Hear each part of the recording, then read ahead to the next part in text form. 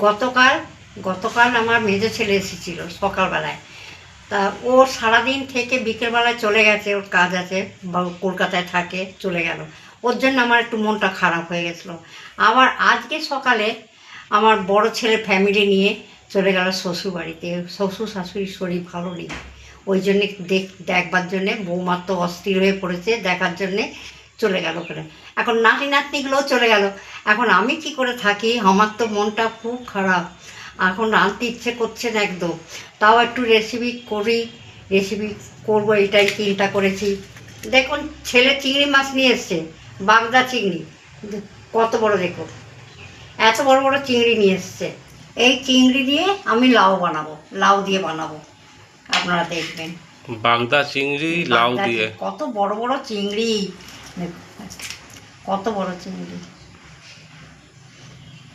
চিংড়ি মাছগুলো একটু ছাড়িয়ে দেবে।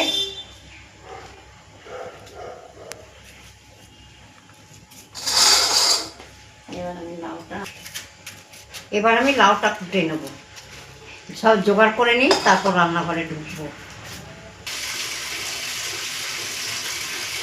এই লাউটা কাটছি, খুব ঝিরিঝিরি করে আমি কাটতে পারি না, আমার হাতের প্রবলেম আছে, কাটতে পারি না, একটু মোটা হবে। তাতে অসুবিধা তো কিছু নেই, অসুবিধা হবে না, লাউ তো গলে যায়। হ্যাঁ লাউ গলে যায়, কোনো অসুবিধা হয় না। লাউটা কিন্তু বেশি বড় নয়, লাউটা ছোটই আছে, দেখুন না কত ছোট দেখুন। এই দেখুন, এক জায়গায় করলে কি দেখা যাচ্ছে, কত ছোট।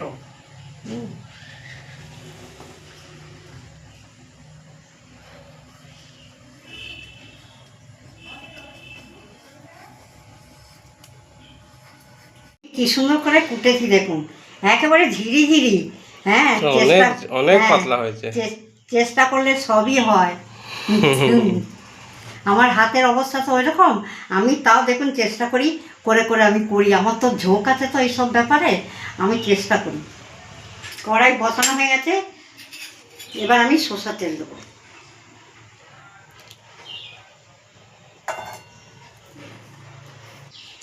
আমি একটু অন্যরকমভাবে রান্না করছি, আপনারা দেখবেন। দেখুন লঙ্কা, শুকনো লঙ্কা, 5 ফোড়ন দিচ্ছি। ধোয়া আলু আছে সেইটা দিয়ে দিচ্ছি।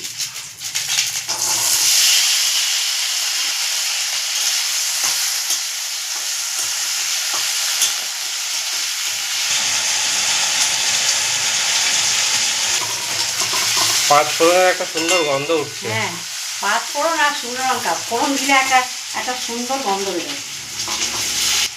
আলুটা ভাজা হয়ে গেল, এবার আমি চিংড়ি মাছ দিয়ে দেবো।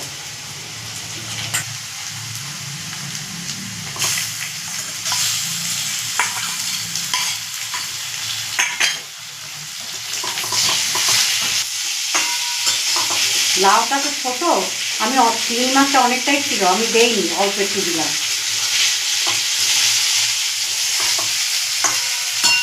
বাকি চিংড়িটা আবার পরে একদিন খাওয়া যাবে। বাকি চিংড়িটা অন্য কিছু করে খাওয়া যাবে।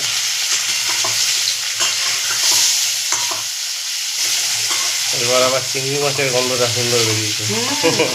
চিংড়ি খেয়ে বাবা চারদিকে ছড়িয়ে যায়। চিংড়ি মাছ তো ফ্লেভারটার জন্য খায় মানুষ। হ্যাঁ, ওর তো কোনো গুণ নাই, ফ্লেভার জন্য খায়। এবার আমি আদা বাটা দিচ্ছি, 1 চামচ আদা বাটা দিলাম। আর 1 বাটি আদা বাটা বেটে রেখেছি তো, মা সবসময় আদা বেটে রেখে দেয়। 2 চামচ শুকনো লঙ্কা দেবো। কাঁচা লঙ্কা দিলে শুকনো লঙ্কা কেন? বলে দিয়েছি, কাঁচা লঙ্কা। কাঁচা লঙ্কা আদা কাঁচা লঙ্কা দিয়ে একটু নেড়ে নিলাম। এবার বাকি মশলাগুলো আমি দিয়ে দেবো। ধনে আর জিরে গুঁড়ো আর হলুদ গুঁড়ো আর পরিবার মতো নুন, এইটা আমি দিয়ে দেবো।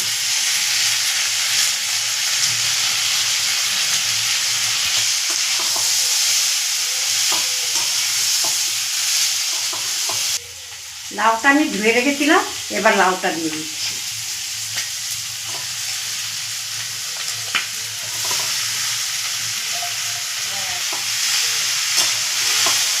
এটা যখন হবে তখন অল্প একটু হয়ে যাবে। লাউ তো কমে যায়। লাউ দেওয়ার পরে একটু জল বেরিয়ে গেল, এবার আমি ঢাকা দিয়ে রাখবো।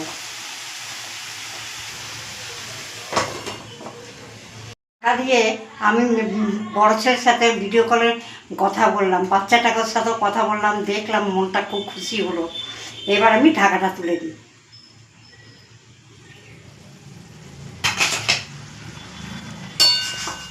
একটু জ্বর এখনো আছে, মানে সিদ্ধ সবই হয়ে গেছে মা। সিদ্ধ হয়ে গেছে। হুম। এবার চিনি স্বাদের মতন আমি চিনিটা দিয়ে দিচ্ছি।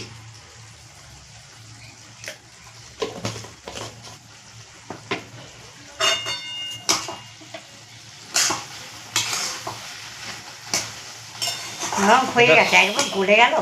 শুকালেই তো হয়ে গেল। হ্যাঁ, কি সুন্দর গলে গেছে। কাঁটাটা যে মিহি হয়েছে, তো কাঁটাটা ভালো হয়েছে, ওর জন্য লাউটাও কি সুন্দর মাখা হয়ে গেল।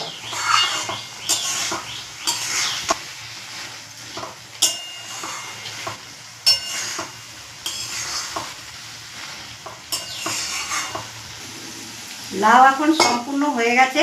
এবার আমার ছেলে একটু নামিয়ে দেবে। ধনেপাতা দিতে ভুলে গিয়েছিলাম, আবার ধনেপাতা দিচ্ছি। ধনেপাতা দেওয়ার পরে আমার ছেলে নামিয়ে দেবে।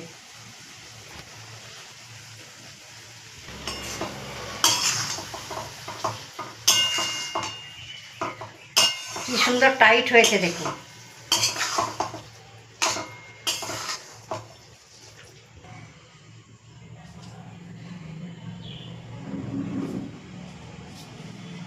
লাউ চিংড়িটা রান্না করলাম, আপনারা কমেন্ট করে জানাবেন আমাকে। ভালো থাকবেন, সুস্থ থাকবেন, দেখা হচ্ছে পরের ভিডিওতে।